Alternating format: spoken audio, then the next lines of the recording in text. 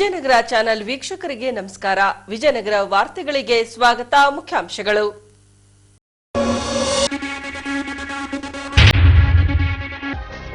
LIC ಖಾಸಗೀಕರಣಕ್ಕೆ ವಿರೋಧ. ತನ್ನಿಮಿತ್ಯ ದಿನಾಂಕ 18ರಂದು ದೇಶವ್ಯಾಪಿ ನಡೆದ ಒಂದು ದಿನದ ಮುಷ್ಕರ. ಕೇಂದ್ರ ಸರ್ಕಾರದ ವಿರುದ್ಧ ಗುಡುಗಿದ ವಿಮಾ ನೌಕರರ ಸಂಘ. 100 ಲಕ್ಷ ಮೊತ್ತದಲ್ಲಿ ನಿರ್ಮಾಣಗೊಳ್ಳಲಿರುವ ಸಿಸಿ ರಸ್ತೆ ಹಾಗೂ ಸಿಸಿ ಚರಂಡಿ ಅನುದಾನ ಒದಗಿಸಿದ ಸಚಿವ ಆನಂದ್ ಸಿಂಗ್ ರವರಿಗೆ ಅಭಿನಂದಿಸಿದ ಅರವಿಂದ ನಗರದ ನಿವಾಸಿಗರು. ಬೆಲೆ ಏರಿಕೆ ಖಂಡಿಸಿ ಎಸ್ಯುಸಿಐನಿಂದ ನಡೆದ ಪ್ರತಿಭಟನೆ. ಅಗತ್ಯ ವಸ್ತುಗಳ ಬೆಲೆ ಇಳಿಸುವಂತೆ ರಾಜ್ಯ ಸರ್ಕಾರಕ್ಕೆ ಮನವಿ ರವಾನೆ. ಕಸ ವಿಲೇವಾರಿಗೆ ಲೋಕಾರ್ಪಣೆಗೊಂಡ 3 ಆಟೋ ಟಿಪ್ಪರ್ ಸದ್ಬಳಕೆ ಮಾಡಿಕೊಳ್ಳಲು ಕಮಲಾಪುರ ನಿವಾಸಿಗರಲ್ಲಿ ಕರೆ ನೀಡಿದ ಧರ್ಮೇಂದರ್ ಸಿಂಗ್. 46ನೇ ವಸಂತಕ್ಕೆ ಕಾಲಿರಿಸಿದ ಚಿತ್ರನಟ ಪುನೀತ್ ರಾಜ್ಕುಮಾರ್. ರಾಣಿಪೇಟೆಯಲ್ಲಿ ಕೇಕ್ ಕತ್ತರಿಸಿ ಸಂಭ್ರಮಿಸಿದ ಅಭಿಮಾನಿ ಬಳಗ. ಈಗ ವಾರ್ತೆಗಳ ವಿವರ. ಭಾರತೀಯ ಜೀವ ವಿಮಾ ನಿಗಮವನ್ನ ಖಾಸಗೀಕರಣಗೊಳಿಸಬಾರದೆಂದು ಆಗ್ರಹಿಸಿ ವಿಮಾ ನೌಕರರ ಸಂಘದಿಂದ ದಿನಾಂಕ 18ರಂದು ದೇಶವ್ಯಾಪಿ ಒಂದು ದಿನದ ಮುಷ್ಕರಕ್ಕೆ ಕರೆ ನೀಡಲಾಗಿತ್ತು. ಈ ಭಾಗವಾಗಿ ಹೊಸಪೇಟೆ ಎಲ್ಐಸಿ ಬೇಸ್ ಯೂನಿಟ್ನ ವಿಮಾ ನೌಕರರ ಸಂಘದಿಂದ ಪ್ರತಿಭಟನೆ ನಡೆಸಿ ಕೇಂದ್ರ ಸರ್ಕಾರದ ನೀತಿಯನ್ನ ಖಂಡಿಸಿದರು. ಎಲ್ಐಸಿಯನ್ನ ಖಾಸಗೀಕರಣಗೊಳಿಸುವುದನ್ನ ವಿರೋಧಿಸಿ ದಿನಾಂಕ 18ರಂದು ರೈಲ್ವೆ ನಿಲ್ದಾಣದ ರಸ್ತೆಯ ಮಾರ್ಗದಲ್ಲಿ ಬರುವ ಭಾರತೀಯ ಜೀವ ವಿಮಾ ನಿಗಮದ ಕಚೇರಿ ಎದುರು ವಿಮಾ ನೌಕರರ ಸಂಘದಿಂದ ಒಂದು ದಿನದ ಮುಷ್ಕರ ಕೈಗೊಂಡು ಪ್ರಧಾನಿ ನರೇಂದ್ರ ಮೋದಿರವರಿಗೆ ಧಿಕ್ಕಾರ ಕೂಗುತ್ತಾ ಖಾಸಗೀಕರಣವನ್ನ ವಿರೋಧಿಸಿದರು.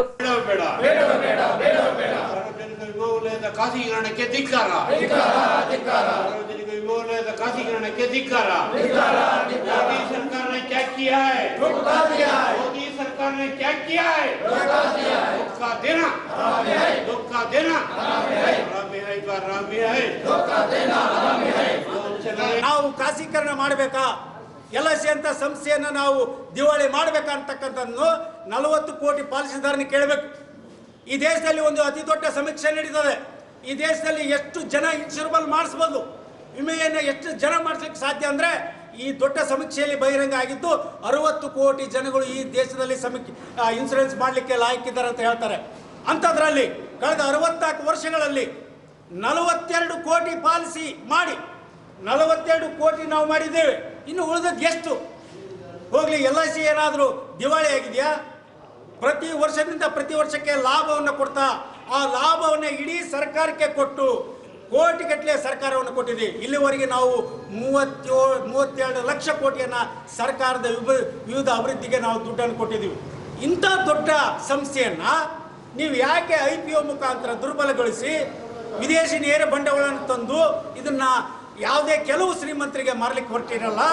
ಜನರ ದುಡ್ಡನ್ನು, ಜನರ ಹಣವನ್ನು, ಜನರ ಉಪಯೋಗಕ್ಕೆ ಇಲ್ಲಿವರೆಗೆ ಬೆಳೆಸಿಕೊಂಡಂಥ ಎಲ್ಐಸಿ ಹಣವನ್ನು ನೀವು ಕೆಲವು ಶ್ರೀಮಂತರಿಗೆ, ಬಂಡವಾಳಶಾಹಿರಿಗೆ, ಸಾಮ್ರಾಜ್ಯಶಾಹಿಗಳಿಗೆ ಮಾರಕ್ಕೆ ಹೊರಟಿರಲ್ಲ.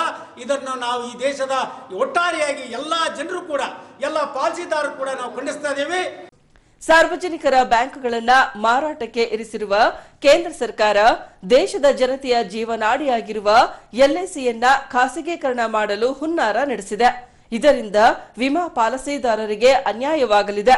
ಹಾಗಾಗಿ ಖಾಸಗೀಕರಣಗೊಳಿಸುವ ವಿಚಾರವನ್ನ ಕೇಂದ್ರ ಸರ್ಕಾರ ಕೈಬಿಡಬೇಕು. ಇಲ್ಲದಿದ್ದಲ್ಲಿ ದೇಶವ್ಯಾಪಿ ಬೃಹತ್ ಮಟ್ಟದಲ್ಲಿ ಹೋರಾಟ ನಡೆಸಬೇಕಾಗುತ್ತದೆ ಎಂದು ಕೇಂದ್ರ ಸರ್ಕಾರಕ್ಕೆ ಆಗ್ರಹಿಸಿದ್ದಾರೆ. ಇದೇ ಇವತ್ತು ಎನ್ಡಿಎ ಸರ್ಕಾರ ಏನು ಆರಂಭದ ದಿನಗಳಲ್ಲಿ ಈ ಒಂದು ಒಪ್ಪಂದವನ್ನು ತರಬೇಕು ಅಂತೇಳಿ ಅಂದಿನ ಕಾಂಗ್ರೆಸ್ ಸರ್ಕಾರ ಪ್ರಸ್ತಾಪ ಇಟ್ಟಾಗ ಭಾರಿ ದೊಡ್ಡ ಮಟ್ಟದಲ್ಲಿ ಪ್ರತಿರೋಧ ಮಾಡಿರ್ತಕ್ಕಂಥ ಈ ಎನ್ಡಿಎ ಕೂಟ, ಈ ಒಂದು ಬಿಜೆಪಿಯ ಪಕ್ಷದ ಮುಖಂಡರು ಇವತ್ತು ಅದನ್ನ ರತ್ನಗಂಬಳಿ ಹಾಸಿ ಅದಕ್ಕೆ ಬೇಕಾಗಿರ್ತಕ್ಕಂಥ ರೀತಿಯಲ್ಲಿ ತಿದ್ದುಪಡಿಗಳನ್ನು ಮಾಡಿ ಜಾರಿಗೆ ತರಲಿಕ್ಕೆ ಹೊರಟಿರ್ತಕ್ಕಂಥ ನಾವು ಕಾಡ್ತಾ ಇದ್ವಿ. ಸಾರ್ವಜನಿಕ ಬ್ಯಾಂಕ್ಗಳನ್ನು ಮಾರಾಟ ಮಾಡ್ತಾ ಇದ್ದಾರೆ. ಇವತ್ತು ಓಪನ್ ಆಗಿ ಹೇಳಿದ್ದಾರೆ, IOB ಬ್ಯಾಂಕ್ ಮಾರಾಟಕ್ಕಿದೆ, ಪಂಜಾಬ್ ಸಿಂಧ್ ಬ್ಯಾಂಕ್ ಮಾರಾಟಕ್ಕಿದೆ, ಮತ್ತಿನ್ಯಾವ ಬ್ಯಾಂಕ್ಗಳ ಪಟ್ಟಿಯನ್ನು ರಿಲೀಸ್ ಮಾಡ್ತೀವಿ ಅಂತ ಹೇಳಿದ್ದಾರೆ. ಸೆಪ್ಟೆಂಬರ್ ಅಲ್ಲಿ ಇವತ್ತು ಬ್ಯಾಂಕ್ಗಳ ಮಾರಾಟ, ಅಕ್ಟೋಬರ್ ಅಲ್ಲಿ LIC IPO ಮಾಡ್ತೀವಿ ಅಂತಕ್ಕಂಥದ್ದನ್ನು ಹೇಳಿದ್ದಾರೆ. ಅದು ಇವತ್ತು ಜನರನ್ನ ತಪ್ಪುದಾರಿಗೆ ಎಳಿತಾ ಇದ್ದಾರೆ. ಯಾತಕ್ಕಾಗಿ ಅಂದ್ರೆ LIC ಅಲ್ಲಿ ಉತ್ತಮ ವ್ಯವಸ್ಥೆ ಕೊಡ್ಲಿಕ್ಕೆ, ಸಾರ್ವಜನಿಕರ ಇದರ ಮಾಲೀಕರು ಅಂತ ತೋರಿಸಲಿಕ್ಕೆ ಈ IPO ತರ್ತಾ ಇದ್ದೀವಿ. ವಿದೇಶದಲ್ಲಿ 7.5% ಇವತ್ತು ಪೆನಿಟ್ರೇಷನ್ ಅನ್ನ ರೀಚ್ ಆಗಿದ್ದಾರೆ. LIC ಮಾತ್ರ ಇವತ್ತು ಈ ದೇಶದಲ್ಲಿ 3.5% ಆಗಿದೆ. ಅದನ್ನು ಅದನ್ನು ಜಾಸ್ತಿ ಮಾಡಲಿಕ್ಕೆ ಖಾಸಗಿ ಕಂಪನಿಗೆ ಅವಕಾಶ ಕೊಡ್ತೀವಿ ಅನ್ನೋಂಥ ಮಾತನ್ನು ಹೇಳ್ತಾ ಇದ್ದಾರೆ. ಇದು ಜನರನ್ನ ದಿಕ್ಕು ತಪ್ಪಿಸುವಂಥ ಮಾತಾಗಿದೆ. ಇವತ್ತು ನಾವು ಕೇಂದ್ರ ಸರ್ಕಾರಕ್ಕೆ ಸವಾಲಾಗ್ತೀವಿ, ಈ ದೇಶದಲ್ಲಿ ಏನಾದರೂ ಕೂಡ ಕಟ್ಟೆ ಕಡೆ ವ್ಯಕ್ತಿಗೂ ಕೂಡ ಪಾಲಿಸಿ ಮಾರಾಟ ಮಾಡಿದರೆ ಅದು LIC ಮಾತ್ರ ಅನ್ನುವಂಥದ್ದು ಸರ್ಕಾರಕ್ಕೆ ಗೊತ್ತಿರಬೇಕು. ಆ ನಿಟ್ಟಿನಲ್ಲಿ ಇವತ್ತು ಕೇಂದ್ರ ಸರ್ಕಾರ ಆ ನೀತಿಯನ್ನ ಕೈ ಬಿಡಬೇಕಾಗಿದೆ. ಇಲ್ಲ ಅಂತ ಹೇಳಿದ್ರೆ ಚಳುವಳಿಯನ್ನ ಅತ್ಯಂತ ಜನಾಂದೋಲನ ಆಗಬೇಕಾಗಿದೆ. ಅದು ಕೇವಲ ಇವತ್ತು ನಾವು ವಿಮಾ ಪರಿವಾರವಾಗಿ ಮಾಡಿದ್ರೆ ಸಾಗಲ್ಲ, ದೇಶ ಚಳುವಳಿಯಾಗಿ ಇಡೀ ಪಾಲಿಸಿದಾರನ್ನ ಸೇರಿಸಿ ಚಳುವಳಿಯನ್ನು ಮಾಡಿದಾಗ ಮಾತ್ರ LIC ಆಗಿ ಸಾಧ್ಯ ಅನ್ನುವಂಥದ್ದನ್ನ ಬಹಳ ಸ್ಪಷ್ಟವಾಗಿ ಇವತ್ತು ನಾವೆಲ್ಲರೂ ಕೂಡ ಆ ನಿಟ್ಟಿನಲ್ಲಿ ಸಂಕಲ್ಪವನ್ನು ಮಾಡಬೇಕು. ಆ ನಿಟ್ಟಿನಲ್ಲಿ ಚಳುವಳಿ ಮುಂದಕ್ಕೆ ಹೋಗಬೇಕು. ಪಾರ್ಲಿಮೆಂಟ್ ಅಲ್ಲಿ ಸಭೆ ಬೇಡ್ತಾರೆ. ನಿನ್ನೆ ಮಾತಾಡ್ಬೇಕಾದ್ರೆ ಹೇಳ್ತಾ ಇದ್ರು ರಾಜ್ಯಸಭೆಯಲ್ಲಿ ಅವರು, ಎಲ್ಲ ಈ ದೇಶದಲ್ಲಿ ಬಹಳ ದೊಡ್ಡ ಮಟ್ಟದಲ್ಲಿ ಸಾರ್ವಜನಿಕವಾಗಿರ್ತಕ್ಕಂಥ ಹಣಕಾಸು ಬಂಡವಾಳವನ್ನ ಸಾರ್ವಜನಿಕರಿಗೆ ಕೊಡ್ತಾ ಇದೀವಿ ಅಂತ ಹೇಳ್ತಾ ಇದ್ರು. ಏನು ಅವ್ರ ಮನೆಗಳಿಗೆ ಕೊಡ್ತಾ ಇದಾರಾ ಅಥವಾ ಅವ್ರು ಪರ್ಸನಲ್ ಆಗಿ ಕೊಡ್ತಾ ಇದಾರಾ? ಇಲ್ಲ, ಅದನ್ನ ಯಾರಿಗೆ ಕೊಡ್ತಾ ಇದಾರೆ ಅಂದ್ರೆ ಈ ದೇಶದ ಕೈಗಾರಿಕಾ ಬಂಡವಾಳದಾರರಿಗೆ ಕೊಡ್ತಾ ಇದ್ದಾರೆ, ಈ ದೇಶದ ಕಾರ್ಖಾನೆಗಳ ಮಾಲೀಕರಿಗೆ ಕೊಡ್ತಾ ಇದ್ದಾರೆ. ಅದರ ಬದಲಾಗಿ ಯಾವೊಬ್ಬ ಸಾರ್ವಜನಿಕರಿಗೆ ಕೊಡ್ತಾ ಇಲ್ಲ. ಇಲ್ಲ, ಬಾಂಡ್ಗಳನ್ನು 10 ರೂಪಾಯಿ ಮಾರಾಟ ಮಾಡ್ತೀವಿ, ಅದೇ ಬ್ಯಾಂಕ್ಗಳ ಮುಖಾಂತರ ಮಾರಾಟ ಮಾಡ್ತೀವಿ ಅಂತ ನಿನ್ನ ಉತ್ತರ ಕೊಟ್ಟರೆ ಹೇಳ್ತಾ ಇದ್ರು. ಆ 10 ರೂಪಾಯಿ ಬಾಂಡ್ ಅನ್ನು ಯಾರಿಗೆ ಕೊಡ್ತಾ ಇದ್ದೀರಿ ನೀವು ಬಹಳ ಸ್ಪಷ್ಟವಾಗಿ ತಿಳ್ಕೊಳ್ಬೇಕು. ಇವತ್ತು ಆರಂಭಿಕವಾಗಿ 60,000 ಕೋಟಿಯನ್ನ LIC IPO ಮಾಡ್ತೀವಿ ಅಂತ ಹೇಳ್ತೀರಲ್ಲ, ಆ 60,000 ಕೋಟಿ 10 ರೂಪಾಯಿ ಅಂತ ಒಂದು ಬಾಂಡ್ ಅನ್ನು ಮಾರಾಟ ಮಾಡಿದ್ರೆ ಆ 1 ರೂಪಾಯಿ ಬಾಂಡ್ ಅನ್ನು ಯಾರು ಖರೀದಿ ಮಾಡ್ತಾರೆ, ಎಲ್ಲಿ ಹೋಗ್ತದೆ ಅಂತ ಪ್ರಶ್ನೆ ಮಾಡಿದ್ರೆ ಅದಕ್ಕೆ ಉತ್ತರ ಕೊಡಕ್ಕೆ ತಯಾರಿಲ್ಲ. ಅದು ಇವತ್ತು ಬಹಳ ಸ್ಪಷ್ಟವಾಗಿ ಸಾರ್ವಜನಿಕರ ಹೆಸರಿನಲ್ಲಿ ಲೂಟಿ ಮಾಡ್ಲಿಕ್ಕೆ ಹೋಗ್ತಾ ಇದ್ದಾರೆ. ಯಾವ ತರ ಇವತ್ತು ಪೊಲಿಟಿಕಲ್ ಫಂಡ್ ಅನ್ನ, ಇವತ್ತು ಪಬ್ಲಿಕ್ ಎಲೆಕ್ಷನ್ ಫಂಡ್ ಅನ್ನ ಕಲೆಕ್ಟ್ ಮಾಡಲಿಕ್ಕೆ ಬಾಂಡ್ಗಳನ್ನು ಬಿಟ್ಟಿದ್ದಾರೋ ಅದೇ ರೀತಿಯಲ್ಲಿ ಇವತ್ತು ಸಾರ್ವಜನಿಕ ವಲಯದ ವಿಮಾ ರಂಗದ ಬಾಂಡ್ಗಳನ್ನು ಸಾರ್ವಜನಿಕರ ಹೆಸರಲ್ಲಿ ಬಿಟ್ಟು ಕಾರ್ಪೊರೇಟ್ ಕಂಪನಿಗಳ ಖರೀದಿ ಮಾಡ್ಲಿಕ್ಕೆ ಬಿಡ್ತಾ ಇದ್ದಾರೆ. ಅದು ರಿಲಯನ್ಸ್ ಗ್ರೂಪ್ ಆಗಿರ್ಬೋದು, ಆದಾನಿ ಗ್ರೂಪ್ ಆಗಿರ್ಬೋದು, ಈ ಗುಂಪುಗಳಿಗೆ ಇವತ್ತು ಇದನ್ನು ಮಾರಾಟ ಮಾಡ್ಲಿಕ್ಕೆ ಹೊರಟಿದ್ದಾರೆ ಅಂತಕ್ಕಂಥದ್ದನ್ನ ಬಹಳ ಸ್ಪಷ್ಟವಾಗಿ ತಿಳ್ಕೊಳ್ಬೇಕು. ಜೀವಂತ ಉದಾಹರಣೆ ನಮ್ಮ ಮುಂದೆ BSNL ಇದೆ, ಜೀವಂತ ಇವತ್ತು ಬಂದೂರು ಇದೆ, ಜೀವಂತ ಉದಾಹರಣೆ ಇವತ್ತು ಕೈಗಾರಿಕೆಗಳಲ್ಲಿ ಇರ್ತಕ್ಕಂಥ ರಕ್ಷಣಾ ಇಲಾಖೆ ಇದೆ. ಅದನ್ನ ಇವತ್ತು ಆ ಪಟ್ಟಿಗೆ LIC ತರಿಸಲಿಕ್ಕೆ ಹೋಗ್ತಾ ಇದ್ದಾರೆ. ಆದ್ರಿಂದ ಚಳವಳಿಯನ್ನ ಬಲಿಷ್ಠಗೊಳಿಸಬೇಕು, ಸಾಂಕೇತಿಕ ಆಗಬಾರ್ದು, ತೀವ್ರ ಚಳವಳಿ ಆಗಬೇಕು. ಆಗ ಮಾತ್ರ LIC ಉಳಿಸ್ಲಿಕ್ಕೆ ಸಾಧ್ಯ ಆಗುತ್ತೆ. ಇಲ್ಲ ಅಂತ ಹೇಳಿದ್ರೆ LICಯನ್ನ ಖಂಡಿತವಾಗ್ಲೂ ಕೂಡ ಅಸ್ಥಿರಗೊಳಿಸುವಂತ ಕೇಂದ್ರ ಸರ್ಕಾರ ಮುಂದೋಗ್ಲಿಕ್ಕೆ ಅವಕಾಶ ಮಾಡಿಕೊಟ್ಟಂತೆ ಆಗುತ್ತೆ. ಅದನ್ನು ವಿರೋಧಿಸಬೇಕು, ಜನಾಂದೋಲನ ಆಗಬೇಕು. ಈ ಚಳವಳಿಗೆ ಸಂಪೂರ್ಣವಾಗಿ ಇವತ್ತು ನಿಕಾಯ ಸಂಘಟನೆ, CIT ಸಂಯೋಜಿತವಾಗಿರ್ತಕ್ಕಂಥ ಸಂಘಟನೆ, ಇದಕ್ಕೆ ನಾವು ಸಂಪೂರ್ಣವಾಗಿರ್ತಕ್ಕಂಥ ಬೆಂಬಲವನ್ನು ಕೊಡ್ತೀವಿ. ಮುಂಬರ್ತಕ್ಕಂಥ ಚಳವಳಿಯನ್ನ ಎಲ್ಲರೂ ಸೇರಿ ವಿಶಾಲ ತಳಹದಿಯಲ್ಲಿ ಕಟ್ಟೋಣ ಅಂತಕ್ಕಂಥ ಮಾತನ್ನು ಹೇಳ್ತಾ ಈ ಚಳವಳಿ ಯಶಸ್ವಿಯಾಗಲಿ ಅಂತ ಹಾರೈಸಿ ನನ್ನ ಮಾತನ್ನು ಮುಗಿಸ್ತೇನೆ. ಇನ್ಕಲಾಬ್ ಜಿಂದಾಬಾದ್. ಸರ್ಕಾರ ಯಾಕೆ ಇದನ್ನು ಖಾಸಗೀಕರಣ ಮಾಡ್ತಾ ಇದ್ದಾರೆ ಬಗ್ಗೆ ನಾವು ವಿಚಾರ ಮಾಡಬೇಕಾಗ್ತದೆ. ಯಾಕಂದ್ರೆ IPO ಎಕ್ಸಾಂಪಲ್ ಹೇಳೋದಾದ್ರೆ, ಯಾರಿಗಾದ್ರೂ ಒಂದು ವ್ಯವಹಾರ ಮಾಡೋರಿಗೆ ಹಣಕಾಸಿನ ತೊಂದರೆ ಇದ್ದಾಗ ಮಾತ್ರ ಶೇರ್ ಮಾರ್ಕೆಟಿಗೆ ಅದನ್ನ ಶೇರ್ ಮಾರಾಟ ಮಾಡಕ್ಕೆ ಹೋಗ್ತಾರೆ. ಬಟ್ ಇವತ್ತು ಬೇರೆ ಸಂಸ್ಥೆಗಳಿಗೆ ಲಕ್ಷಾಂತರ ಕೋಟಿಯನ್ನ ಕೊಡ್ತಾ ಇರುವಂತ LIC ಅಂತ ಸಂಸ್ಥೆನ ತಗೊಂಡೋಗಿ ನಾನು IPO ಬಿಡ್ತೀನಿ ಎಂಬುದರಲ್ಲಿ ಒಳ ಉದ್ದೇಶ ಏನಿದೆ ಎಂಬುದನ್ನ ನಾವೇ ಅರ್ಥ ಮಾಡ್ಕೋಬೇಕು. ಇದನ್ನ ಕಳೆದ 1991ರಲ್ಲಿ ನಾವು PV ನರಸಿಂಹರಾವ್ ಇದ್ದಾಗಿಂದಲೂ ಅಖಿಲ ಭಾರತ ವಿಮಾನ ನೌಕರ ಸಂಘ ಈ ಹೋರಾಟನ ಮುಂದೆನೇ ಬಂದಿದೆ, ಮಾಡ್ಕೊಂಡೇ ಬರ್ತಾ ಇದೆ. ಸೂಪರ್ 301 ಅಂತ ಶುರು ಮಾಡಿದ್ರು ಅವಾಗಿಂದನೇ ಹಿಡಿದು ಕಳೆದ 30 ವರ್ಷದಿಂದ ಈ ಹೋರಾಟ ಮಾಡ್ಕೊಂಡು ಬಂದಿದ್ದಾರೆ. ಮುಂಬರುವ ದಿನದಲ್ಲಿ ಕೂಡ ಇದು ಉಗ್ರವಾಗಿ ಹೋರಾಟ ಆಗುತ್ತೆ. ನೀವು ನೋಡ್ತಾ ಇರ್ಬೋದು ಪತ್ರಿಕೆಗಳಲ್ಲಿ, ಎಲ್ಲ ಪತ್ರಿಕೆಗಳಲ್ಲಿ IPO ಇಶ್ಯೂನೇ ಬರ್ತಾ ಇದೆ ಅವಾಗ. ಅಂದ್ರೆ ವಿಮಾನ ನೌಕರ ಸಂಘ ಇವರು LIC ಎಂಪ್ಲಾಯೀಸ್ 60,000 70,000 ಇದ್ರು ಕೂಡ ಇದನ್ನ ಜನರ ಇಶ್ಯೂ ಆಗಿ ತಗೊಂಡೋಗಿರೋದಕ್ಕೆ ಬಹಳ ಹೆಮ್ಮೆ ಪಡಬೇಕಾಗ್ತದೆ. CIT ಪರವಾಗಿ ಅಖಿಲ ಭಾರತ ವಿಮಾನ ನೌಕರ ಸಂಘಕ್ಕೆ ಧನ್ಯವಾದಗಳನ್ನು ಹೇಳ್ತಾ, ಮುಂಬರುವ ದಿನಗಳಲ್ಲಿ ನಿಮ್ಮ ಮುಂದೆ ಎಲ್ಲ ಹೋರಾಟಗಳಿಗೆ CIT ಪರವಾಗಿ ನಾವು ನಿಮ್ಮ ಜೊತೆಗೆ ಇರ್ತೀವಿ ಎಂಬ ಭರವಸೆಯನ್ನು ಕೊಡ್ತಾ ಇವತ್ತಿನ ಈ ಹೋರಾಟಕ್ಕೆ ಮತ್ತೊಮ್ಮೆ ನನ್ನ ವೈಯಕ್ತಿಕ ಮತ್ತು CIT ಪರವಾಗಿನ ಶುಭಾಶಯಗಳನ್ನು ಕೋರ್ತಾ ನನ್ನ 2 ಮಾತನ್ನು ಮುಗಿಸ್ತಾ ಇದ್ದೀನಿ. ಇನ್ಕಲಾಬ್ ಜಿಂದಾಬಾದ್. ಈ ಮುಂದಿನ ದಿನಗಳಲ್ಲಿ ಈ ಹೋರಾಟವನ್ನು ನಾವು ಇನ್ನಷ್ಟು ಪ್ರಬಲವಾಗಿ ತೆಗೆದುಕೊಂಡು ಹೋಗ್ತೇವೆ. ಪ್ರತಿ ಹಿಂದೇನು ನಾವು 1.5 ಕೋಟಿ ಸಹಿ ಸಂಗ್ರಹವನ್ನು ಏನು ಪಾರ್ಲಿಮೆಂಟಿಗೆ ಕೊಟ್ಟಿದ್ವಿ, ಅದೇ ರೀತಿಯಾಗಿ ಸುಮಾರು 447 ಜನ ನಮ್ಮ ಲೋಕಸಭಾ ಸದಸ್ಯರುಗಳಿಂದ ಮತ್ತು ರಾಜ್ಯಸಭಾ ಸದಸ್ಯರುಗಳಿಂದ ಪ್ರಧಾನಮಂತ್ರಿಗೂ ಮತ್ತು ಹಣಕಾಸು ಸಚಿವರಿಗೂ ಮನವಿ ಪತ್ರವನ್ನು ಕೊಟ್ಟಿದ್ವಿ. ಇದು ಸಾರ್ವಜನಿಕ ವಲಯದ LICಯನ್ನು ಖಾಸಗೀಕರಣ ಮಾಡಬಾರ್ದು ಅಂತೇಳಿ. ಅದೇ ರೀತಿಯಾಗಿ ಈ ಹೋರಾಟವನ್ನು ಈಗಾಗಲೇ ಅನೇಕ ಸಂಘ ಸಂಸ್ಥೆಗಳು, ರಾಜಕೀಯ ಪಕ್ಷಗಳು ಮತ್ತು ಪಕ್ಷ ಭೇದ ಮರೆತು ಲೋಕಸಭಾ ಸದಸ್ಯರುಗಳು ನಮಗೆ ಬೆಂಬಲವನ್ನು ವ್ಯಕ್ತಪಡಿಸಿದ್ದಾರೆ. ಈ ಹೋರಾಟವನ್ನು ಮುಂದಿನ ದಿನಗಳಲ್ಲಿ ಮತ್ತಷ್ಟು ಬಲಿಷ್ಠಗೊಳಿಸೋಣ ಅಂತ ಹೇಳ್ತಾ 90 ವಿಜಯನಗರ ವಿಧಾನಸಭಾ ಕ್ಷೇತ್ರದ ಅಭಿವೃದ್ಧಿ ದೃಷ್ಟಿಯಿಂದ ಸಚಿವ ಆನಂದ್ ಸಿಂಗ್ ರವರ ಪರಿಶ್ರಮದಿಂದಾಗಿ ಸಾಕಷ್ಟು ಅನುದಾನ ತರುವಲ್ಲಿ ಹಗಲಿರುಳು ಶ್ರಮಿಸಿಕೊಂಡು ಬರುತ್ತಿದ್ದಾರೆ. ಅರವಿಂದ ನಗರದಲ್ಲಿ ಸಿಸಿ ರಸ್ತೆ ಹಾಗೂ ಸಿಸಿ ಚರಂಡಿ ನಿರ್ಮಿಸಲು 100 ಲಕ್ಷ ಮೊತ್ತದ ಅನುದಾನ ಒದಗಿಸಿದ ಭಾಗವಾಗಿ ದಿನಾಂಕ 18ರಂದು ಕಾಮಗಾರಿ ಪ್ರಾರಂಭಿಸಲು ಭೂಮಿ ಪೂಜೆ ನಡೆಸಲಾಯಿತು. ಹೊಸಪೇಟೆ ಲೋಕೋಪಯೋಗಿ ಇಲಾಖೆ ಉಪವಿಭಾಗದಿಂದ 2020-21ನೇ ಸಾಲಿನ ಜಿಲ್ಲಾ ಖನಿಜ ನಿಧಿಯ ಅಡಿಯಲ್ಲಿ ಅರವಿಂದ ನಗರದಲ್ಲಿ ಸಿಸಿ ರಸ್ತೆ ಹಾಗೂ ಸಿಸಿ ಚರಂಡಿ ನಿರ್ಮಿಸಲು 100 ಲಕ್ಷ ಮೊತ್ತದ ಅನುದಾನ ಒದಗಿಸಲಾಗಿದೆ. ಈ ಭಾಗವಾಗಿ ತಾಲೂಕು ಪಂಚಾಯಿತಿ ಅಧ್ಯಕ್ಷರು, ಅರವಿಂದ ನಗರದ ಮುಖಂಡರು ಸೇರಿದಂತೆ ಸಮಾಜ ಸೇವಕ ಧರ್ಮೇಂದರ್ ಸಿಂಗ್ ಮತ್ತು ಲೋಕೋಪಯೋಗಿ ಹಾಗೂ ನಗರಸಭಾ ಅಧಿಕಾರಿಗಳಿಂದ ಕಾಮಗಾರಿ ಪ್ರಾರಂಭಿಸಲು ಭೂಮಿ ಪೂಜೆ ನೆರವೇರಿಸಿದರು. ಗ್ರಾಮದ ಎಲ್ಲ ಈ ತಾಲೂಕಿನ ಎಲ್ಲ ಸಮಸ್ತ ಜನತೆಗೂ ನಮ್ಮ ಆನಂದ್ ಸಿಂಗ್ ಸಾರ್ ಅವರು ಅಭಿವೃದ್ಧಿ ಮಾಡ್ತಾ ಇದ್ದಾರೆ. 1 ಕೋಟಿಗಟ್ಟಲೆ ಅನುದಾನದಲ್ಲಿ ಅವರು ಚರಂಡಿ ರಸ್ತೆ, ಸಿಸಿ ರೋಡು ಒಂದು ಕಾಮಗಾರಿಕೆಯನ್ನು ಜಾರಿಗೆ ತಂದಿದ್ದಾರೆ. ಅವರು ಆನಂದ್ ಸಿಂಗ್ ಅವರು ಅಂತ ಹೇಳಬೇಕಪ್ಪ ಅಂದರೆ ನಮಗೆ ಬಹಳ ಹೆಮ್ಮೆ ಅನಿಸುತ್ತೆ.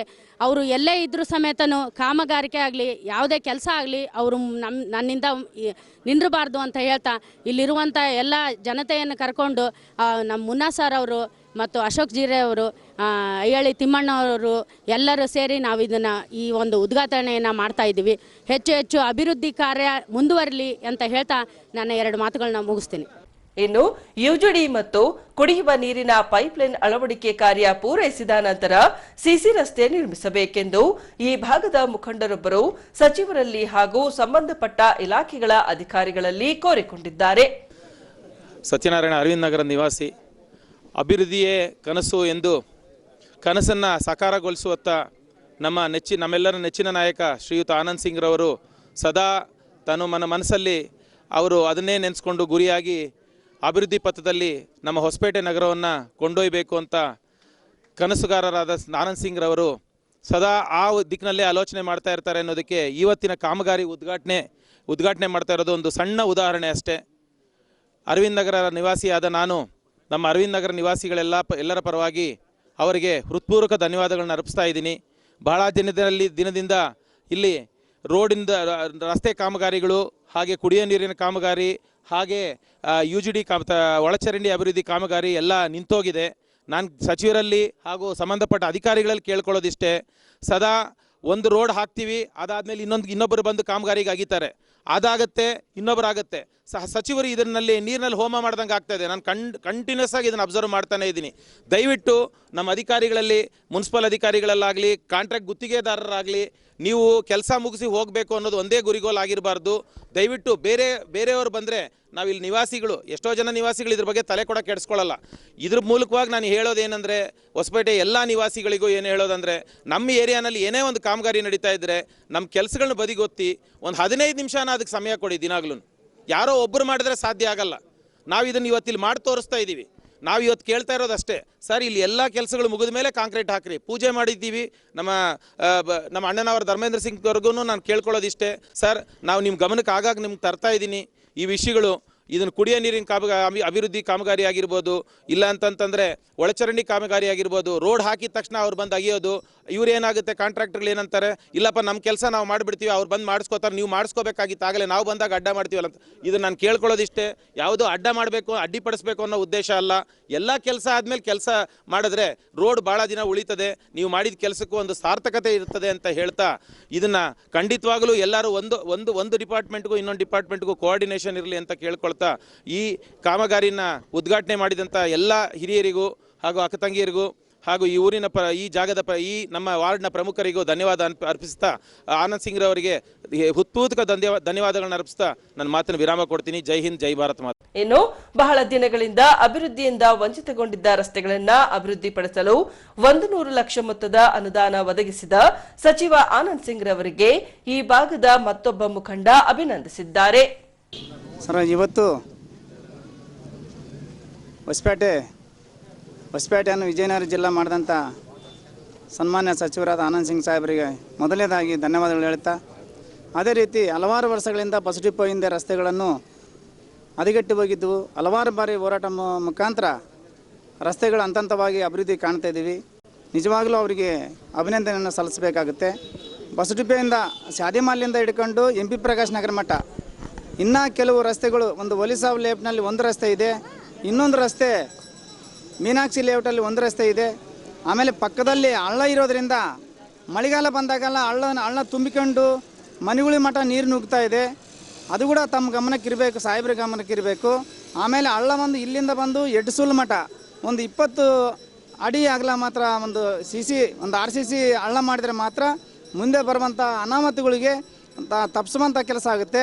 ಅದೇ ರೀತಿ ವಾಸವಿ ಸ್ಕೂಲಿಗೆ ಈ ಭಾಗದ ಸ್ಲಮ್ನರಿ ಇರ್ಬೋದು, ಅಲೆಮಾರಿಗಳಿರ್ಬೋದು, ಸಾಕಷ್ಟು ಈ ಸಣ್ಣ ಸಣ್ಣ ಮಕ್ಕಳು ಸ್ಕೂಲ್ಗೆ ಹೋಗ್ಬೇಕಾದ್ರೆ, ವಾಸವಿ ಸ್ಕೂಲ್ಗೆ ಹೋಗ್ಬೇಕಾದ್ರೆ ಅಲ್ಲಿಂದ ರೌಂಡ್ ಹಾಕ್ಕೊಂಬರ್ಬೇಕು. ಇಲ್ಲಿ ಪಕ್ಕದಲ್ಲೇ ಒಂದು 30 ಅಡಿ ಆಗಲ ರಸ್ತೆ ಇದೆ. ಆ ರಸ್ತೆ ಕೂಡ ವಾಸವಿ ಸ್ಕೂಲ್ ಮಟ್ಟ ಮಾಡಿಕೊಟ್ರೆ ಭಾಳ ತುಂಬ ಅನುಕೂಲ ಆಗುತ್ತೆ ಅಂತೇಳಿ ನಾನು ತಮ್ಮ ಮೂಲಕ ಇಲ್ಲಿ ಬಂದು ಪೂಜೆ ಮಾಡಿದಂಥ ಧರ್ಮೇಂದ್ರ ಸಿಂಗ್ ಅವರಿಗೂ ಮತ್ತು ಅಯ್ಯಳ ತಿಮ್ಮಪ್ಪನವರಿಗೂ ಎಲ್ಲ ಸರ್ವ ಜನಾಂಗದವರಿಗೂ ಎಲ್ಲರಿಗೂ ಲೀಡರ್ಗಳಿಗೆ ನಾನು ಅಭಿನಂದನೆಯನ್ನು ಸಲ್ಲಿಸ್ತಾ ಮತ್ತೊಮ್ಮೆ ನಾನು ಕೇಳಿಕೊಳ್ತೀನಿ, ಇನ್ನೊಂದು 2 ರಸ್ತೆ ಇದೆ, ಆ 2 ರಸ್ತೆಯನ್ನು ಮುಗಿಸ್ಕೊಟ್ರೆ ಭಾಳ ಒಳ್ಳೆಯದಾಗುತ್ತೆ ಅಂತೇಳಿ ನಾನು ಸಾಹೇಬ್ರ ಹತ್ರ ಮನವರಿಕೆಯನ್ನು ಮಾಡಿಕೊಳ್ತೇನೆ. ಅಗತ್ಯ ವಸ್ತುಗಳ ಬೆಲೆ ದಿನದಿಂದ ದಿನಕ್ಕೆ ಗಗನಕ್ಕೇರತೊಡಗಿದೆ. ಇದರಿಂದ ಬಡ ಕುಟುಂಬ ವರ್ಗದವರಿಗೆ ನುಂಗಲಾರದ ಸಮಸ್ಯೆಯಾಗಿ ಕಾಡತೊಡಗಿದೆ. ಹಾಗಾಗಿ ಅಗತ್ಯ ವಸ್ತುಗಳ ಬೆಲೆಯನ್ನ ಇಳಿಸಬೇಕೆಂದು ಆಗ್ರಹಿಸಿರುವ SUCI ಸಂಘಟನೆಯು ರಾಜ್ಯ ಹಾಗೂ ಕೇಂದ್ರ ಸರ್ಕಾರಕ್ಕೆ ಮನವಿ ಸಲ್ಲಿಸಿದೆ. ಹೌದು, ಪೆಟ್ರೋಲ್, ಡೀಸೆಲ್, ಅಡುಗೆ ಅನಿಲ ಸೇರಿದಂತೆ ಸಿರಿಧಾನ್ಯಗಳ ದರ ದಿನದಿಂದ ದಿನಕ್ಕೆ ಏರುಗತಿಯಲ್ಲಿ ಸಾಗತೊಡಗಿದೆ. ಬೆಲೆ ಏರಿಕೆ ಬಿಸಿಯನ್ನ ಅನುಭವಿಸಿದ SUCI ಕಮ್ಯುನಿಸ್ಟ್ ಪಕ್ಷದಿಂದ ದಿನಾಂಕ 18ರಂದು ಬೆಲೆ ಏರಿಕೆ ಖಂಡಿಸಿ ತಹಸೀಲ್ದಾರ್ ಕಚೇರಿ ಎದುರು ಪ್ರತಿಭಟನೆ ಕೈಗೊಂಡಿತ್ತು. ನಾವು ಏನು ಹೇಳ್ಬೇಕ್ರಿ, ಈಗ ಎಲ್ಲರಿಗೂ ಕಂಡದ್ದು ಬಡವ್ರದ್ದು ಬಗ್ಗದ್ದು ಎಲ್ಲರದ್ದು ಕಷ್ಟನ ಗೊತ್ತೈತಿ. ಮತ್ತೇನು ಹೇಳ್ಬೇಕು, ನೀವು ಹೇಳಿದಿರಲ್ಲ ಎಲ್ಲರಿಗೆ. ಈಗ ಹೇಳೋದಾರೆ ನಾವೇನು ವಹಿಸ್ಕೋಬೇಕಾಗೈತಿ. ಅವಾಗಿನ ಬೆಲೆನೇ ಇಲ್ಲ, ಈಗಿನ ಮಾತನೇ ಇಲ್ಲ. ಈಗ ಎಲ್ಲರೂ ಕುಲ್ಕೊಬ್ರು ಸಣ್ಣರು, ನಾನು ದೊಡ್ಡ ನೀನು ದೊಡ್ಡನಂತಂದು ಎಲ್ಲ ಪೇಚಾಡಿ ಇನ್ನು ಮಾಡೋಕತ್ತಾರ. ಏನು ಮಾಡೋದು? ಇವತ್ತೇನು ಪೆಟ್ರೋಲ್, ಡೀಸೆಲ್, ಗ್ಯಾಸ್ ಸಿಲಿಂಡರ್ ಅಗತ್ಯ ವಸ್ತುಗಳ ಬೆಲೆ ಏರಿಕೆಯನ್ನು ಮಾಡ್ತಾ ಇದೆ ಸರ್ಕಾರ. ಅದನ್ನೆಲ್ಲ ಕೂಡ ಕಡಿವಾಣ ಹಾಕಬೇಕಂತ ಎಲ್ಲರಲ್ಲಿ ಮನವಿ ಮಾಡ್ಕೊತಾ ಇದ್ದೀನಿ.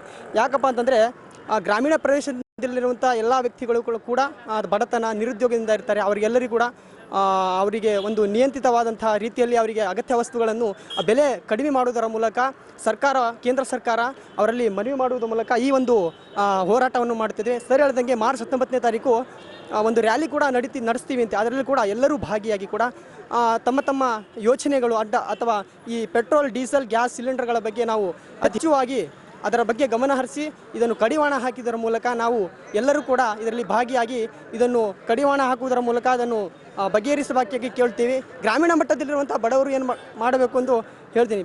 ಈ ರೀತಿಯಾಗಿ ಹೇಳಲು ಥ್ಯಾಂಕ್ ಯು. ದಿನನಿತ್ಯ ಬಳಸಲ್ಪಡುವ ಪೆಟ್ರೋಲ್, ಡೀಸೆಲ್, ಸಿಲಿಂಡರ್, ಅಡುಗೆ ಅನಿಲ ಸೇರಿದಂತೆ ದವಸ ಧಾನ್ಯಗಳ ಬೆಲೆ ದಿನದಿಂದ ದಿನಕ್ಕೆ ಏರಿಕೆಯಾಗುತ್ತಿದೆ. ರಾಜ್ಯ ಹಾಗೂ ಕೇಂದ್ರ ಸರ್ಕಾರದಿಂದ ಜನ ವಿರೋಧಿ ನೀತಿಯನ್ನ ಅನುಸರಿಸುತ್ತಿದೆ. ಹಾಗಾಗಿ ಇಂದು ಸಾಂಕೇತಿಕವಾಗಿ ಹೋರಾಟ ಮಾಡಿದ್ದೇವೆ ಅಷ್ಟೇ.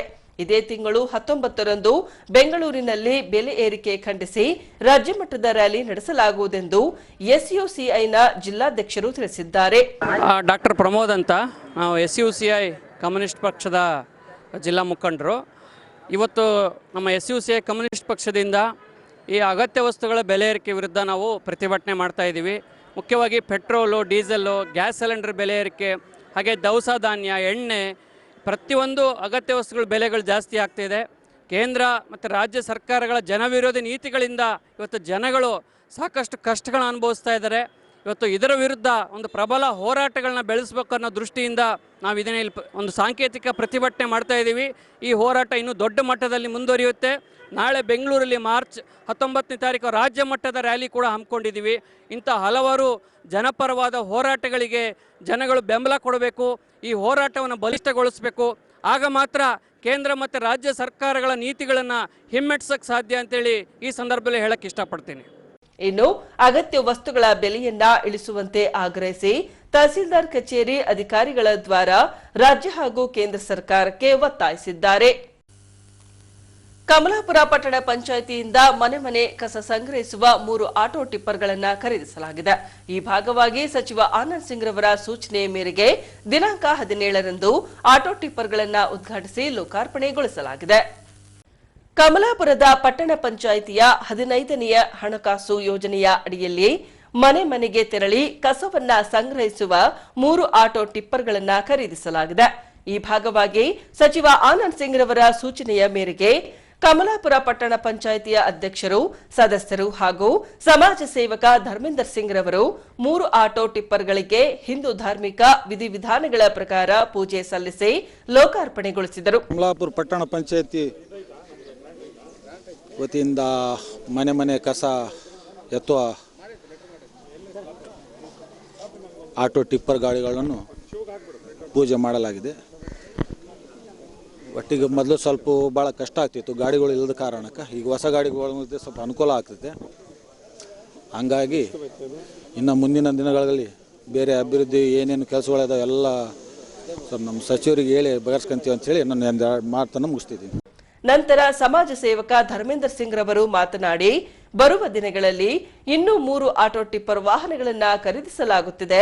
ಅದೇ ರೀತಿ ಈಗಾಗಲೇ ಟ್ರ್ಯಾಕ್ಟರ್ ಅನ್ನ ಖರೀದಿಸಲಾಗಿ ಬಿಡಿ ಭಾಗಗಳ ಜೋಡಣೆ ನಡೆದಿದೆ. ಕಮಲಾಪುರ ಪಟ್ಟಣದ ಮುಖ್ಯ ಬೀದಿಯಲ್ಲಿ ಬರುವ ಸೋಡಿಯಂ ಲೈಟ್ಗಳನ್ನು ಬದಲಿಸಿ ಎಲ್ಇಡಿ ಲೈಟ್ಗಳನ್ನು ಅಳವಡಿಸಲಾಗುವುದು. ಇದರಿಂದ ವಿದ್ಯುತ್ ಬಿಲ್ ಕಡಿಮೆ ಬರಲಿದೆ ಎಂದು ಸಚಿವ ಆನಂದ್ ಸಿಂಗ್ ರವರು ತಿಳಿಸಿದ್ದಾರೆಂದರು. ಸುಮಾರು 15 ಫೈನಾನ್ಸ್ ಹಣಕಾಸಿನಲ್ಲಿ ಇವತ್ತು ಈ ಕಸ ವಿಲೇವಾರಿ ಮಾಡುವಂಥ ಗಾಡಿಗಳು ಏನಂದರೆ ಇವತ್ತು ಏನು ಈ 3 ಗಾಡಿಗಳು ಮಾಡಿದ್ದೀವಿ ಪೂಜೆ. ಮುಂದಿನ ದಿನಗಳಲ್ಲಿ ಇನ್ನೂ ಒಂದು 3 ಗಾಡಿ ಮಾಡಿದ್ರೆ ಎಲ್ಲ ವಾರ್ಡ್ ಕವರ್ ಆಗ್ತೈತೆ ಅಂತ ಹೇಳಿ ನಾನು ಈ ಮುಖಾಂತರ ಹೇಳ್ತಾ, ಇನ್ನೊಂದು ಟ್ರ್ಯಾಕ್ಟ್ರಿ ಕೂಡ ಅದಕ್ಕೂ ಸ್ಪೇರ್ ಪಾರ್ಟ್ಸ್ ಫಿಟ್ಟಿಂಗ್ಸ್ಗೆ ಕಳಿಸಿದ್ದಾರೆ. ಅದು ಕೂಡ ನಮ್ಮ ಪಟ್ಟಣ ಪಂಚಾಯತಿಗೆ ಸೇರ್ತಕ್ಕಂಥದ್ದು. ಅದೇ ರೀತಿ ಮುಂದಿನ ದಿನಗಳಲ್ಲಿ ನಾನು ಇನ್ನೊಂದು ಮಾತು ಹೇಳಕ್ಕೆ ಬಯಸ್ತೇನೆ. ಮೊನ್ನೆ ಶಾಸಕರು ಕಮಲಾಪುರ ಒಂದು ಕೆಲಸದಿಂದ ಬಂದಾಗ ನಾನು ಗಾಡಿಯಲ್ಲಿದ್ದೆ ಅವ್ರ ಜೊತೆಯಲ್ಲಿ. ಮುನ್ನ ಏನು ಲೈಟ್ ಇದು ಸ್ಟ್ರೀಟ್ ಲೈಟ್ ಹಾಕಿದಾರಲ್ಲ, ಏನು ನಾನು ಹೇಳಿದೆ, ಇಲ್ಲ ಇದು ಸೋಡಿಯಂ ವೇಪರ್ ಅಂತ ಹೇಳಿದೆ. ಇಲ್ಲ, ಸೋಡಿಯಂ ವೇಪರ್ ತೆಗೆದು ಚೀಫ್ ಆಫೀಸರ್ಗೆ ಹೇಳು, ಅಧ್ಯಕ್ಷರ ಗಮನಕ್ಕೆ ತಂದು ಆ ಸೋಡಿಯಂ ವೇಪರ್ ಏನಿದೆ ಆ ಲೈಟ್ಗಳು ತೆಗೆದು ಎಲ್ಲಾದರೂ ಒಳಗಡೆ ಯೂಸ್ ಮಾಡ್ಕೊಳ್ಳಿ. ಇದಕ್ಕೆ ಏನು 30 ಲೈಟ್ ಇದೆ ಆ 30 ಲೈಟು LED ಕೊಟ್ಬಿಡ್ರಿ ಅಂತ ಹೇಳಿದ್ದಾರೆ. ನಾನು ಇವತ್ತು ಆ 30 ಲೈಟ್ LEDನ ನಾನು ಇವತ್ತು ನಮ್ಮ ಚೀಫ್ ಆಫೀಸರ್ ಅವ್ರಿಗೆ ಮುಟ್ಟಿಸ್ತೀನಿ. ದಯವಿಟ್ಟು ಆದಷ್ಟು ಜಲ್ದಿ ಆ ಲೈಟ್ಗಳು ಫಿಟ್ ಮಾಡಿ ಆನ್ ಮಾಡಿ ಅಂಥೇಳಿ ನಾನು ಕೇಳ್ಕೊಳ್ತಾ ಇಲ್ಲಿ ಬಂದಿರತಕ್ಕಂಥ ಎಲ್ಲ ಸದಸ್ಯರಿಗೆ ಹಾಗೂ ಎಲ್ಲ ಸಿಬ್ಬಂದಿ ವರ್ಗದವ್ರಿಗೆ ಎಲ್ಲರಿಗೂ ವಂದಿಸುತ್ತಾ ನಾನು 2 ಮಾತು ಮುಗಿಸ್ತೇನೆ. ಜೈ ಹಿಂದ್, ಜೈ ಕರ್ನಾಟಕ. ಕನ್ನಡ ಚಿತ್ರರಂಗದ ನಾಯಕ ನಟ ಪುನೀತ್ ರಾಜ್ಕುಮಾರ್ ರವರು 45 ವರ್ಷಗಳನ್ನ ಪೂರೈಸಿ 46ನೇ ವಸಂತಕ್ಕೆ ಕಾಲಿರಿಸಿದ್ದಾರೆ. ಈ ಭಾಗವಾಗಿ ಹೊಸಪೇಟೆ ನಗರದ ರಾಣಿಪೇಟೆಯ ಅಪ್ಪು ಅಭಿಮಾನಿ ಬಳಗದಿಂದ ಕೇಕ್ ಕತ್ತರಿಸಿ ಜನ್ಮದಿನದ ಶುಭ ಹಾರೈಸಿದ್ದಾರೆ. ದಿನಾಂಕ 17ರ ರಾತ್ರಿ ರಾಣಿಪೇಟೆಯಲ್ಲಿ ಬರುವ ಅಪ್ಪು ಅಭಿಮಾನಿ ಬಳಗದಿಂದ ಕೇಕ್ ಕತ್ತರಿಸಿ ಪರಸ್ಪರ ವಿನಿಯೋಗಿಸಿಕೊಳ್ಳುವ ಮೂಲಕ ಕನ್ನಡ ಚಿತ್ರರಂಗದ ನಾಯಕ ನಟ ಪುನೀತ್ ರಾಜ್ಕುಮಾರ್ ರವರ 46ನೇ ವರ್ಷದ ಜನ್ಮದಿನದ ಶುಭ ಹಾರೈಸಿದರು. ಈ ರಾಣಿಪೇಟೆಯಲ್ಲಿ ಪ್ರತಿ ವರ್ಷ ಪುನೀತ್ ರಾಜ್ಕುಮಾರ್ ಅವರ ಹುಟ್ಟುಹಬ್ಬ ವಿಜೃಂಭಣೆ ಆಚರಣೆ ಮಾಡ್ತಾರೆ. ಪ್ರತಿ ವರ್ಷವೂ ಇದೇ ರೀತಿ ಮಾಡಲೆಂದು ನಾವು ನಮ್ಮ ರಾಜವಂಶ ಅಭಿಮಾನಿ ಬಳಗ ಅಂತೇಳಿ ನಮ್ಮದೊಂದು ಹೊಸಪೇಟೆಯಲ್ಲಿ ಉನ್ನತ ಮಟ್ಟದಲ್ಲಿದೆ. ಅದೇ ಪ್ರಕಾರ ಈಗ ಅಲ್ಲಿ ಆಲ್ರೆಡಿ 32,000 ಜನ ಅಭಿಮಾನಿಗಳು ಹೊಂದಿದ್ದಾರೆ ಈ ಸಂಘದಲ್ಲಿ. ಇನ್ನೂ ಹೆಚ್ಚಿನ ಮಟ್ಟದಲ್ಲಿ ಅಭಿಮಾನಿಗಳು ಸದಸ್ಯ ಆಗಬೇಕಂತ ನನ್ನ ಆಸೆ. ಮಿನಿಮಮ್ ಏನಂದ್ರೆ 1 ಲಕ್ಷ ಜನ ಮುಟ್ಟಬೇಕಂತ ನಮ್ಮದು ಅಭಿಮಾನಿಗಳು, ಒಟ್ಟು ವಿಜಯನಗರ ಜಿಲ್ಲೆ ಅಭಿಮಾನಿಗಳು ಮೂಡಿಸ್ಬೇಕಂತ ನಮ್ಮದೊಂದು ಪ್ರಯತ್ನ. ವರ್ಷ ಅತಿ ಹೆಚ್ಚು ಅಭಿಮಾನಿಗಳು ಹೊಂದ್ತಾ ಇದ್ದಾರೆ. ಇದೇ ರಾಣಿಪೇಟೆಯಲ್ಲಿ ತುಂಬ ಜನ ಆಗಿದ್ದಾರೆ, ವರ್ಷ ಹೆಚ್ಚಾಗ್ತಿದ್ದಾರೆ. ಅದೇ ರೀತಿ ಈಗ ನಮ್ಮ ಕಿಚಡಿ ವಿಶ್ವ ಅಂತೇಳಿ ಅಪ್ಪು ಆತ್ಮೀಯ ಅಂದರೆ ಅಪ್ಪು ಜೊತೆಲೇ ಇರ್ತಾರೆ. ಶೂಟಿಂಗ್ ನಮ್ಮ ಹೊಸಪೇಟೆಯಲ್ಲಿ, ಬಳ್ಳಾರಿ ಯಾವುದೇ ಬರಲಿ ನಮ್ಮ ಪುನೀತ್ ರಾಜ್ಕುಮಾರ್ ಜೊತೆಗೆ ನಮ್ಮ ವಿಶ್ವ ಇದ್ದೇ ಇರ್ತಾನೆ.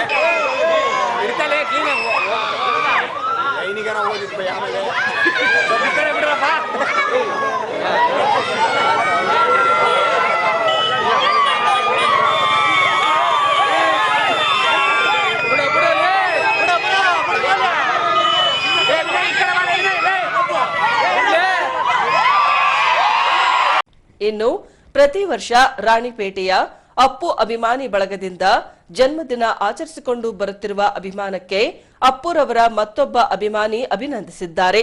ಜೊತೆಗೆ ಅಪ್ಪುರವರ ಹೆಸರಿಗೆ ಯಾವುದೇ ರೀತಿಯ ಚ್ಯುತಿ ಬಾರದಂತೆ ಕಾಪಾಡಿಕೊಂಡು ಬರುತ್ತೇವೆ ಎಂದು ತಿಳಿಸಿದ್ದಾರೆ. ಮೊದಲನೇದಾಗಿ ನನ್ನ ಹೆಸರು ಕಿಚಡಿ ವಿಶ್ವ ಅಂತ, ಹೊಸಪೇಟೆ ನಿವಾಸಿ. ಹಾಗೆ ನಾನೇನಪ್ಪ ಈಗ ಮಾತಾಡ್ತಿದ್ದೀನಿ ಅಂದರೆ, ಇವತ್ತು ಅಪ್ಪು ಸರ್ ಅವರ ಹುಟ್ಟುಹಬ್ಬ ಇದೆ. ಅದರ ಪ್ರಯುಕ್ತ ನಮ್ಮ ವಿಜಯ ಅಂತ ರಾಣಿಪೇಟೆ ಈ ಹುಡುಗರು ಪ್ರತಿ ವರ್ಷವೂ ಹೀಗೆ ಆಚರಿಸ್ಕೊಂಡು ಹೋಗ್ತಿದ್ದಾರೆ. ಈ ವಯಸ್ಸಲ್ಲಿ ಈ ಥರ ಎಲ್ಲ ಮಾಡ್ತಿದ್ದಾರೆ ಅಂದರೆ ನಂಗೆ ತುಂಬ ಖುಷಿ ಆಗ್ತಿದೆ. ಇನ್ನೂ ಹೆಚ್ಚಿನ ಮಟ್ಟಕ್ಕೆ ಮುಂದೆ ಆಗಲಿ ಅಂತ, ಮುಂದೆ ಬೆಳೆಸ್ಕೊಂಡು ಹೋಗಲಿ, ಯಾವುದೇ ರೀತಿಯಿಂದ ಅಡೆತಡೆ ಬರಲಾರ್ದಂಗೆ ನೋಡ್ಕೊಂಡು ಹೋಗಲಿ ಅಂತ ಹೇಳಿ ನಾನು ಕೇಳ್ಕೊತೀನಿ. ಅಪ್ಪು ಸರ್ ಹುಟ್ಟುಹಬ್ಬದ ಆರ್ಥಿಕ ಶುಭಾಶಯಗಳು. ಮತ್ತು ನಿಮಗೆ ಯಾವುದೇ ಥರ ಒಂದು ನಿಮಗೆ ಕೆಟ್ಟ ಹೆಸರು ಬರಲಾರ ಥರ ನಾವು ಇಲ್ಲಿ ನೋಡ್ಕೊಂಡು ಹೋಗ್ತೀವಿ. ಯಾವುದೇ ತೊಂದರೆ ಗಿಂದರೆ ಏನಾಗಲಾರ್ದು ನಾವು ನೋಡ್ಕೊಂಡು ಹೋಗ್ತೀವಿ. 46ನೇ ಹುಟ್ಟುಹಬ್ಬದ ಆರ್ಥಿಕ ಶುಭಾಶಯಗಳು ಅಪ್ಪು ಸರ್. ಈಗ ಪೊಲೀಸ್ ಪ್ರಕಟಣೆ. ಎಷ್ಟೇ ಹಳೆಯ ಬಂಗಾರವಿರ್ಲಿ, ಪಾಲಿಶ್ ಮಾಡಿದ ಮೇಲೆ ಹೊಸದೇ ರೀತಿಯಲ್ಲಿ ಕಾಣ್ತದೆ ತಾಯಿ, ನೋಡಿ.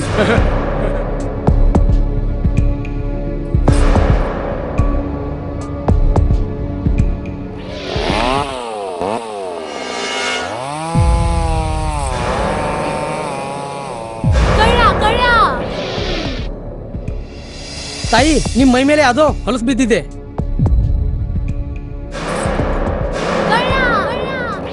ಇಲ್ಲಿ ತಾಯಿ, ನಾನು ಪೊಲೀಸ್. ಅಲ್ಲಿ ಮುಂದೆ ದಾರಿಲಿ ದೊಡ್ಡ ಗಲಾಟೆ ಆಗಿದೆ. ಮತ್ ನೀವು ಇಷ್ಟೆಲ್ಲ ಒಡವೆ ಹಾಕೊಂಡು ತಿರುಗಾಡ್ತಾ ಇದ್ದೀರಾ. ಈ ಒಡವೆಗಳನ್ನ ಈ ವಸ್ತ್ರದಲ್ಲಿ ಕಟ್ಟಿ ಪರ್ಸ್ನಲ್ಲಿ ಇಡಿ. ಹಾಕಿ ಪರ್ಸ್ನಲ್ಲಿ ಇಡೋಣ. ಅಲ್ಲೇ ಮುಂದ್ಗಡೆ ಆಗಿದೆ. ಇದು ತಗೊಳ್ಳಿ ತಾಯಿ, ನಾನು ಬರ್ತೀನಿ. ಈ ಕಡೆಯಿಂದ ಹೋಗಿ.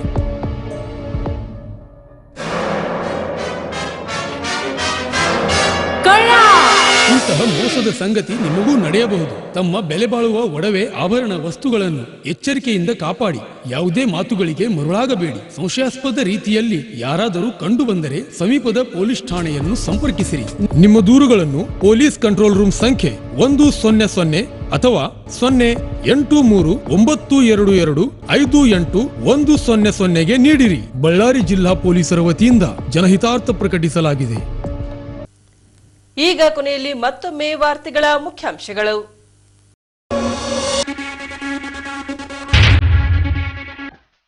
ಎಲ್ಐಸಿ ಖಾಸಗೀಕರಣಕ್ಕೆ ವಿರೋಧ.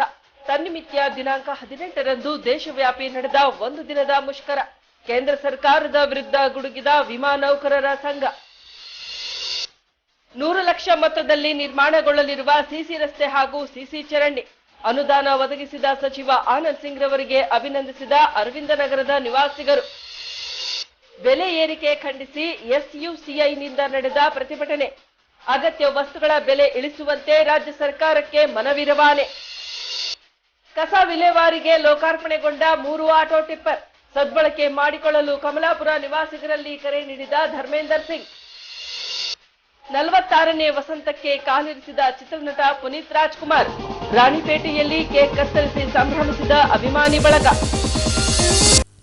ಇಲ್ಲಿಗೆ ವಾರ್ತಾ ಪ್ರಸಾರ ಮುಕ್ತಾಯವಾಯಿತು. ವಂದನೆಗಳೊಂದಿಗೆ ನಯನಾ ಉಮೇಶ್.